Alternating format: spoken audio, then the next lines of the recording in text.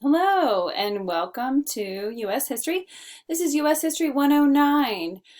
We are studying 1865 till the present day in United States history. Today we are on Chapter 9 from 1929 to 1932, and we are talking about the Great Depression. So the Great Depression, it says, "Brother, can you spare a dime?" is part of your book title. Let me pick up my textbook. Sorry, I put it on the ground. And we're going to talk a lot about some different things, and we're going to look at the PowerPoint, make sure that we got it all. So first, I want to tell you a story. One of my first history professors where I went to college, it was really interesting because he lived through the Great Depression, and he would tell us stories about it, which was like, whoa. He was a much older man, but he really didn't look it, but he just, aged well. So he told us a lot about the Great Depression, and he told us things like he and his brothers had pants that they would roll up, and they had cuffs for certain reasons, so you could let the cuffs out and you wouldn't have to buy any other pants. One thing he told us that I just found fascinating was they didn't have much to eat, and as you read your chapter, they really didn't have a lot to eat. And he talked about that they actually would fill bathtubs up with popcorn and eat popcorn all day just to fill up on it, because it was such a scarcity, and they couldn't eat. A lot of people had to sell their children, not as slaves, but like to work on farms. They had to split up their families because they couldn't feed them, which we also saw in the Chinese Revolution. You see that sort of thing in other places in history. But this is, really sad that, they couldn't feed their families and that sort of thing. So we're going to go over some different terms and some different things. And then I'm also going to go over your PowerPoint with you as well. So let's go over a few things. So first of all, we need to talk about Hoover, President Hoover. What you need to know about him, I know he has a terrible rap in the United States. It talks about he's like one of the lowest ranked presidents that ever was. Oh, I did not turn my light on. So sorry. Maybe you can see better. Maybe not. I don't know. So he might have had really low rank here, but what you need to understand about him was he was a very successful businessman, and during World War I, he was very successful at getting food across enemy lines. And whether it was, it didn't matter which group it was, the Germans or, England and France and that sort of thing. And he was really good at negotiating such. So if you go to Europe, which one of my favorite professors at grad school shared with us, he was actually from England.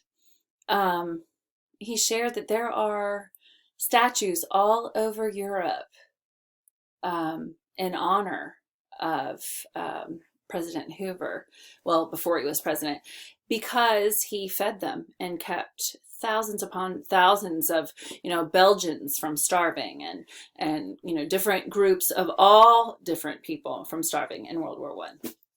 So we need to definitely give him credit there. But, just like not every war hero is a great president, not every successful businessman that feeds, thousands and saves thousands of hungry people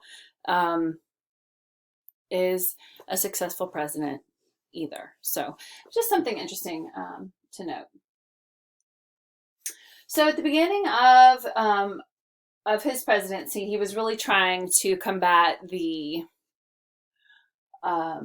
corruption of Harding. You had the teapot scandal. I told you before that that's where you can look at politicians' bank records and tax forms, because so many of Harding's men, they called him the Ohio Gang, which is super embarrassing because I'm from, I live in Ohio. But he was really trying to combat that corruption because they were taking bribes, tons and tons and tons were taking bribes. In fact, a couple of his cabinet members were impeached because of corruption. So the first thing that Hoover, did was really crack down on corruption during his presidency, and they caught Al Capone. Okay, and they brought him to justice. They were trying to really, do that. Let's talk about the causes of the Great Depression. One of the big causes was there was a huge wealth gap. Let me just put this down right here. So sorry. The wealth gap. So 0.5% had 1/3 the wealth. Okay. So what was happening was there was this huge wealth gap, and they talk about that today, this huge income gap. There's a huge income gap between the super, super rich and the lower class and the little bit of the, middle class. And because so many people in that wealthy percentage had a lot of the money, they weren't circulating it in the US economy. In fact, I heard today on NPR that if you really wanted to jumpstart the economy, look to paying women equal for equal jobs because, well, they'll spend it. They need, food, groceries, take care of their kids, that sort of thing.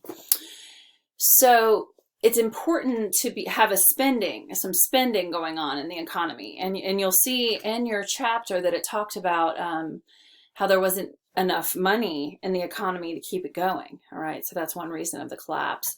Another reason was the tariffs put on goods being traded with other countries.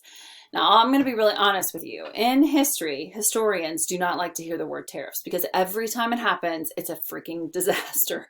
And we're just like, tariffs. So, what a tariff is if we're selling a bunch of cars to China, we say, well, we're going to tack on a tariff when you're bringing things to us. Okay. Well, then China does it to our cars and we do it to China's cars. And it really kind of is a tit for tat continuous struggle. So tariffs is usually a really bad idea. Diplomacy and free trade is better when it comes to the economy. So that was another problem. There were runs on the bank. That is not the right way. There were many runs on the bank. I can't say it right. There were runs on the bank. I think that's what your chapter said. And we will look at a clip of that in a minute because I think It's a Wonderful Life actually has a perfect example of a run. There we go. A run on a bank because 5,000 banks closed at different times because there were issues. And, now we have insurance and, banks are insured and that sort of thing. All right. In your chapter, it told you where Ponzi scheme came from, which I thought was super interesting. Charles Ponzi. Where did that go? I thought it was interesting. Where did you go, Charles Ponzi? Oh, it was super interesting. I wanted to point it out. I have it written and big old. Huh.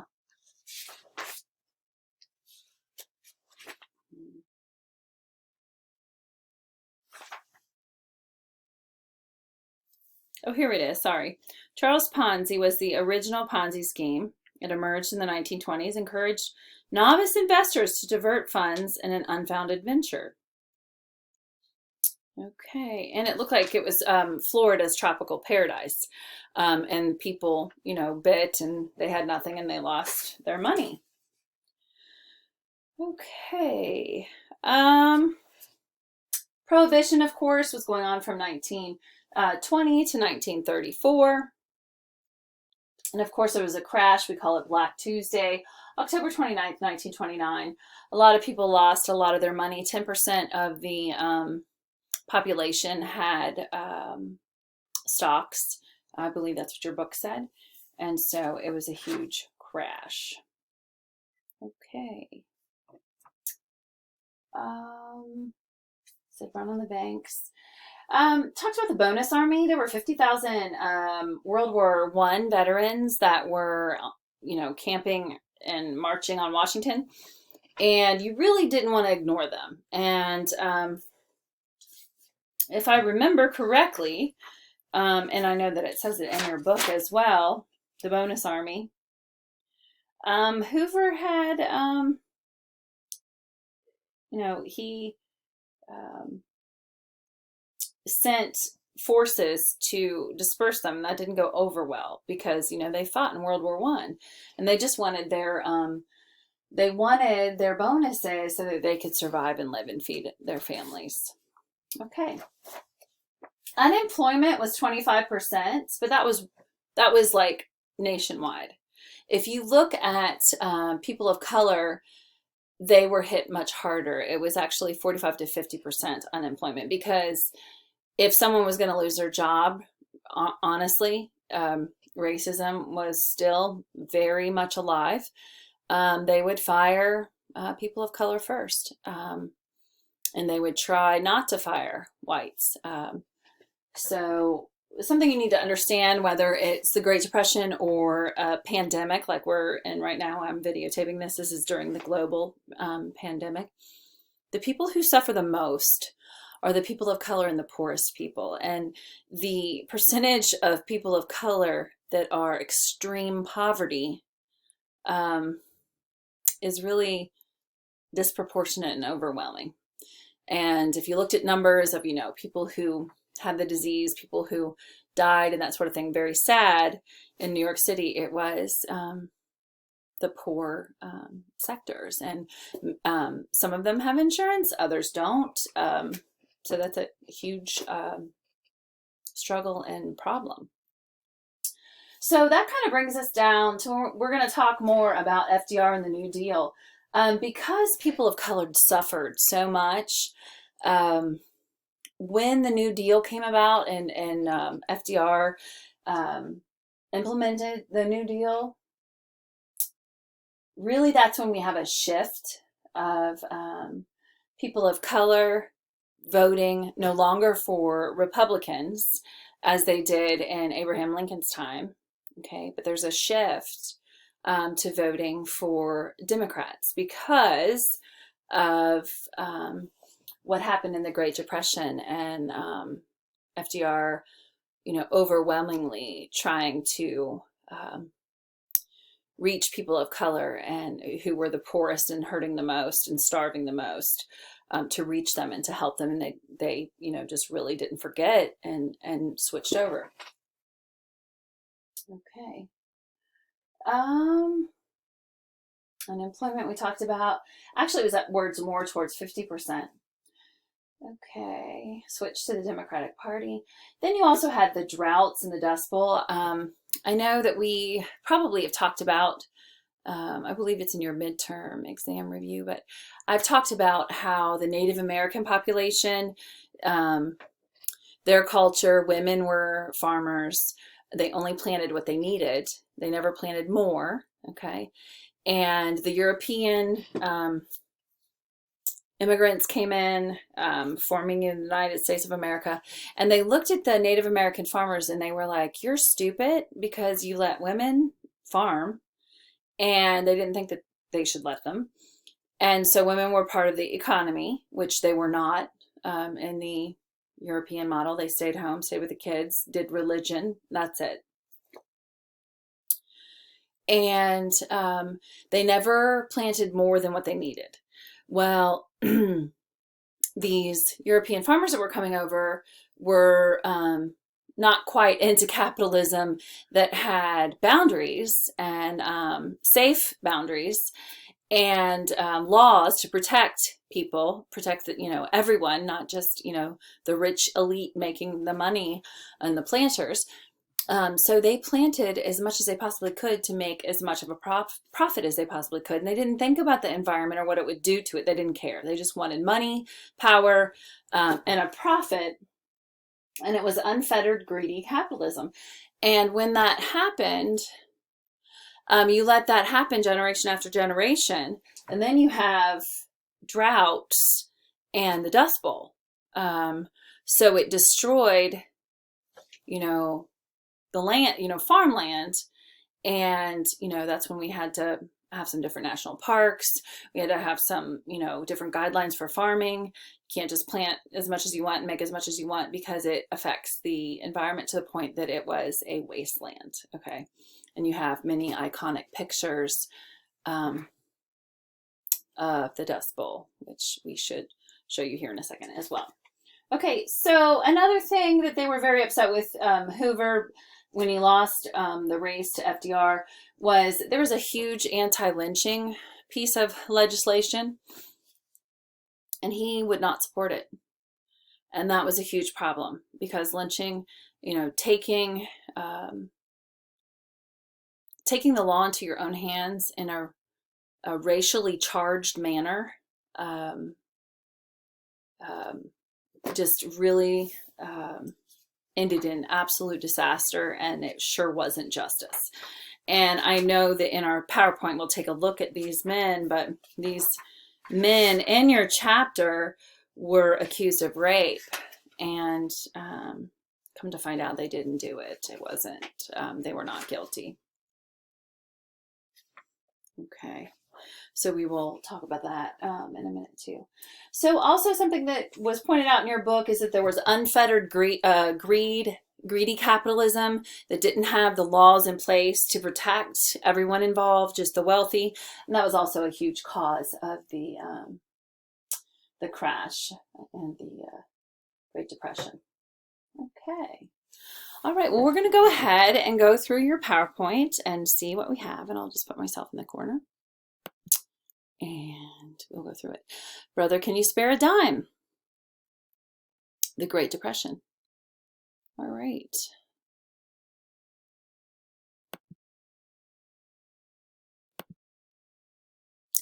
We already talked a little bit about Hoover's presidency. He ran on being normalcy, not corrupt, which is good.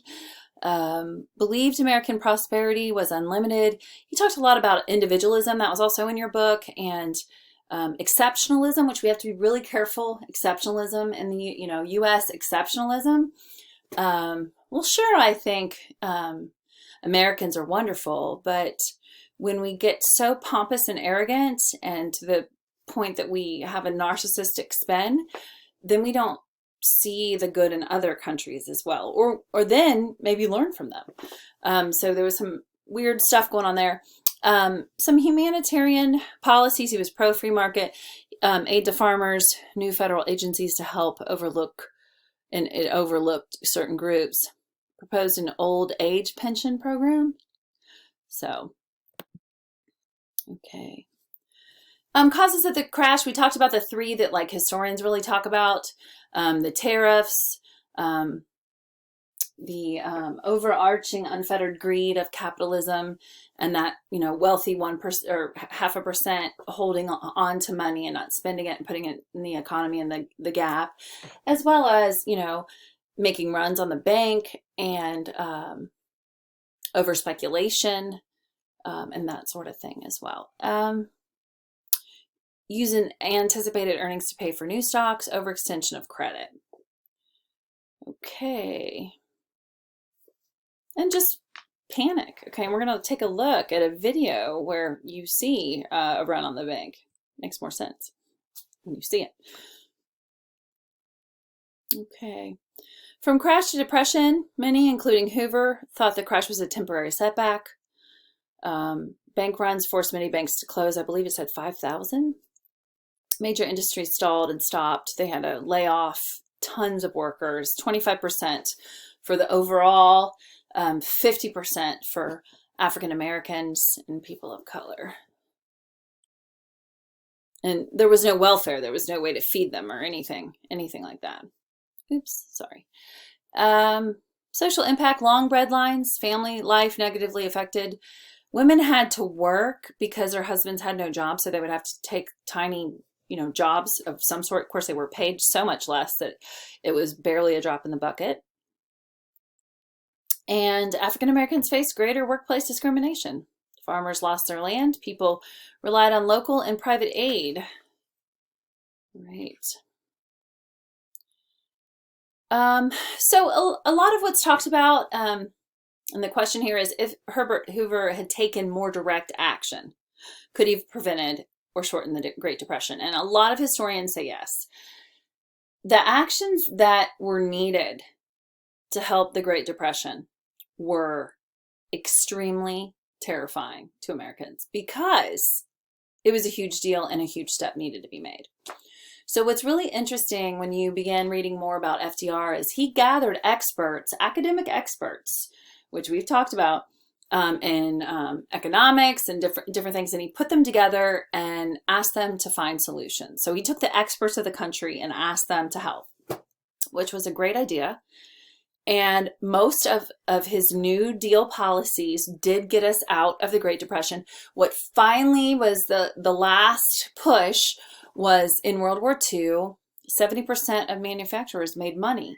So in war, you either make money or you lose money as a country. You become very poor or you can be very rich. And World War II pushed us over the edge too. We did very well. Now, not everybody did, obviously, but the US did. Okay, and FDR took some humongous risks and they paid off. Okay. I just talked about this. Hoover's response was American individualism. No response in 1929. He didn't do anything. Volunteerism, first executive action, aid to private relief organizations, and then 1932. It was just too late. It was ineffective, and he didn't help people fast enough. And, you know, you've heard of the Hoovervilles where people were living in boxes and homeless. Okay. Discontent turns into protest. They weren't being heard, so they were very frustrated. I mean, I can't imagine not being able to feed my children, to clothe them, to take care of them. I can't even imagine. So Ford, hunger strike, farmers, farm holiday associations, the veterans, the bonus army. I told you they went to Washington, D.C., 50,000 World War I veterans, and demanded their veteran bonuses early so they could feed their families. Does Herbert Hoover deserve his reputation as a failed president? Could he have taken action to prevent? Again, you know, he did do some great things, and we don't always talk about those, but he did save thousands upon thousands of people in World War I in Europe, but it just was not working for the Great Depression. Okay, let's see. The reality of hunger. Explain the challenges that everyday Americans face as a result of the Great Depression, including those faced by African Americans and Great Plains farmers, and analyze the government's initial unwillingness to provide assistance. The reality of hunger. Hunger was a reality for millions during the Great Depression. No income quickly spiraled into a lack of basic necessities. Farm families were hit especially hard, with vast majority considered impoverished, and with the Dust Bowl. Unemployment led to homelessness and overtaxed soup kitchens and charities in the city. 500,000 unemployed in Chicago and 1 million in New York City. And this is what we had talked about before. Blacks and the poor. As jobs became scarce, blacks were increasingly excluded from jobs. Racial violence increased throughout the country. Scottsboro boys. In 1931, 9 black boys were unfairly convicted of raping 2 white women on a train. This trial and the protests and retrials that followed shed light on racial injustices in the justice system. Okay. And there they are in their names. Gosh, they look so young, some of them. All right. What else is the next slide? The Dust Bowl. Okay. Explain the challenges that everyday Americans face as a result. Continuance. Farmers expanded fields to make up for falling prices. The loss of native grasses plus an 8-year drought destroyed farms in the Great Plains. Dust storms blew away 850 million tons of topsoil. And topsoil is really important. I grew up on a farm. Topsoil is super important. In order to grow things, you can't just grow it. I mean, you need the topsoil. We have amazing soil in the US, and we're super lucky and blessed. Storms killed crops, livestock, and even people. Banks foreclosed on farms and displaced thousands of farmers. So you see, you know, a dust storm coming in that picture. Looks pretty terrifying. How do racial and geographic divisions intensify the negative impacts of the Great Depression for certain groups in American society? Right. Foreign policy, Clark Memorandum established positive relations with Central America. The Smoot-Hawley tariff raised tariffs on thousands of imports, angered European trading partners, and slowed the global economy. Hoover moratorium ended World War I reparations, opposed in Europe. Furthered Native American rights, selected Charles Curtis, the Kaw tribe, as a vice president. And he advocated Native American self-sufficiency and full citizenship. Okay. Does he deserve his failed reputation? I don't know. You know, I think my answer would be yes and no. I am a proponent of whenever we look at a president or leader in the United States, I was really taught in grad school not to, you know, do polarity. Polarity is one of your history analysis words. You know, not saying, you know, he's all good or he's all bad. I think it's really important to look at what they did good and what they did bad. So Nixon, for instance, obviously had a pile of things he did very badly because he, you know, lied and, you know, bugged rooms and lied and lied and lied and lied until he was forced to produce the tapes. But there were some things that Nixon did that were really good. He really helped the relationship with China. He really mended that. And he also got us out of the Vietnam War, and we often forget that. So what I try to get my students to look at is, you know, look at the big picture, take a step back. And yeah, okay, Nixon had a ton of awful, but he did a few things right. Okay, let's look at, you know, Hoover. He didn't act fast enough. People pushed back hard because they were in pain and starving and couldn't feed their kids, and things were really bad. They couldn't even do bare necessities. So yeah, he did a lot of things he shouldn't have, and he relied on things, and he didn't take big enough steps. But don't forget about what he did in Europe. Don't forget about the thousands of people he saved, you know, coordinating food and, you know, blankets and basic needs to those people. It's just too bad that he wasn't able to do it here, and he didn't see the need. He thought it was a short-lived thing. He didn't think it was going to last long. So I think that's super important. Okay, so I am back, and I want to look at some pictures of Dorothea Lange. She was the iconic pictures of the Dust Bowl. I just wanted to look at a few of these. All right, she was a farmer that was displaced.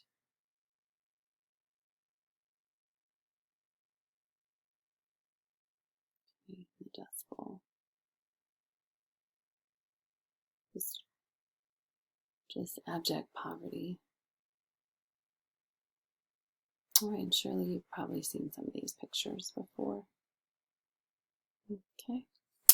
All right, so I just wanted to look at a picture of that, and then I'm going to pull up It's a Wonderful Life. So let me get that next. Okay, so often when I'm teaching my students, they don't really understand what it means, like a run on the bank, okay? And in history, there's several runs on the bank. There's, you know, there's a panic in the 1880s. There's different times where there's different bank issues.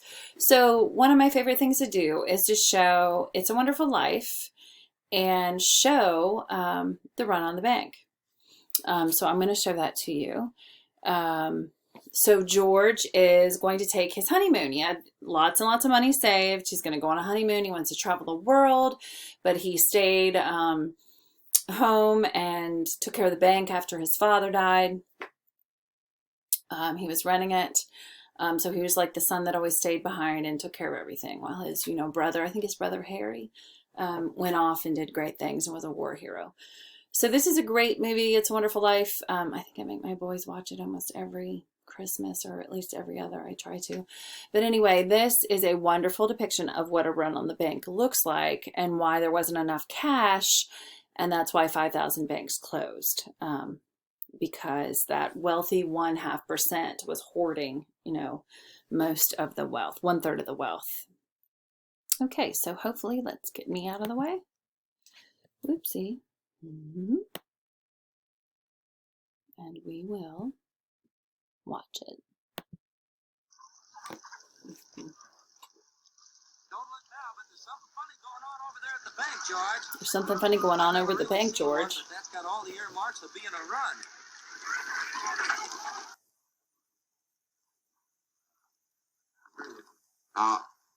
Just remember that this thing isn't as black as it appeared.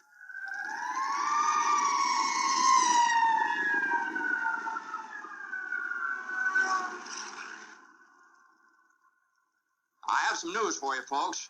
I was just talking to old man Potter, and he's guaranteed cash payments to the bank. The bank's going to reopen next week. But, George, I got my money here. Did he guarantee this place? Well, no, Charlie, I didn't even ask him. We don't need Potter over here. I'll take mine now. No, but you're thinking of this place all wrong, as if I had the money back in a safe. The money's not here. Well, your money's in Joe's house. That's right next to yours. And in the Kennedy house, and Mrs. Maitland's house, and 100 others.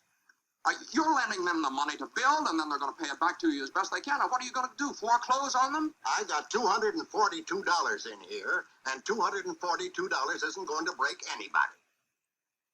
Okay, Tom. All right. Here you are. You sign this. You get your money in 60 days. For 60 days? Well, now, that's what you agreed to when you bought your shares. Tom, did you get your money? No. Well, I did. Old man Potter will pay 50 cents on the dollar for every share you've got. 50 cents on the dollar? Yes, cash. Well, what do you say? No, Tom, you have to stick to your original agreement. Now, give us 60 days on this. Okay, Randall. Are you going to Potter's? Better to get half than nothing. Randall, wait. Now, listen to me. I beg of you not to do this thing. If Potter gets a hold of this building and loan, there'll never be another decent house built in this town. He's already got charge of the bank, he's got the bus line, he got the department stores, and now he's after us. Why? Well, it's very simple. Because we're cutting in on his business, that's why. Because he wants to keep you living in his slums and paying the kind of rent he decides. Joe, you had one of those Potter houses, didn't you? Well, have you forgotten? Have you forgotten what he charged you for that broken-down shack? Here, Ed, you remember last year when things weren't going so well and you couldn't make your payments? Well, you didn't lose your house, did you? You think Potter would have let you keep it? Can't you understand what's happening here? Don't you see what's happening? Potter isn't selling, Potter's buying. And why? Because we're panicky and he's not. That's why. He's picking up some bargain. Now, we can get through this thing all right. We've got to stick together, though. We've got to have faith in each other. But my husband hasn't worked in over a year, and I need money. How am I going to live until the bank opens? I got doctor bills to pay. I need cash. I can't keep margins on faith. I've got to have... How much do you need? Hey! I got $2,000. Here's $2,000. This will tide us over to the bank reopens. All right, Tom, how much do you need? $242. No, Tom, just enough to tide you over to the bank. I'll take $242. There you are. That'll close my account. Your account's still here. That's a loan. Okay. All right, Ed. Well, I got $300 here, George. All right, now, Ed, what'll it take until the bank opens? What do you need? Well, I suppose $20. $20. Now you're talking. Thanks, Ed. That's fine. All right, now, Miss Thompson, how much do you want? But it's your own money, Now, George. never mind about that. How much do you want? I can get along with 20, all right. $20.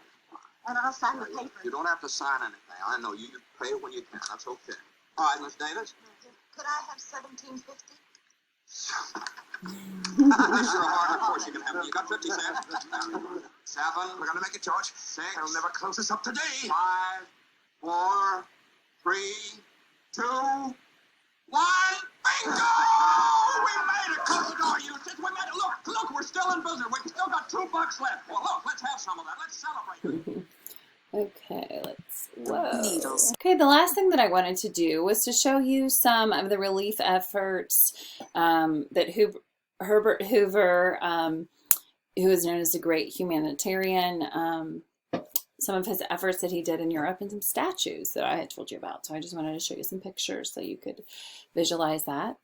So here, whoa, I'll just move myself down. Wow. Here are some pictures of Herbert Hoover's food relief efforts. The American Commission that was feeding, starving people in Poland and Belgium and other places. Here's another one, European Relief Council. Here is a statue of Herbert Hoover in Poland. Okay. And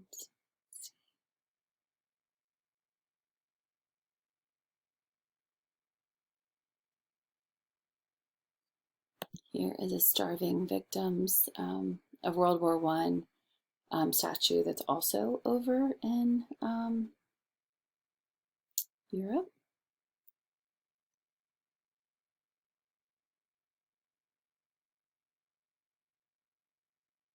I'm just trying to find you several statues. There's one in Puerto Rico. Not sure why, but very interesting. All right. Alrighty. Okay, so that is all we have for Chapter 9, the Great Depression. And I hope you have a great evening. Thanks very much.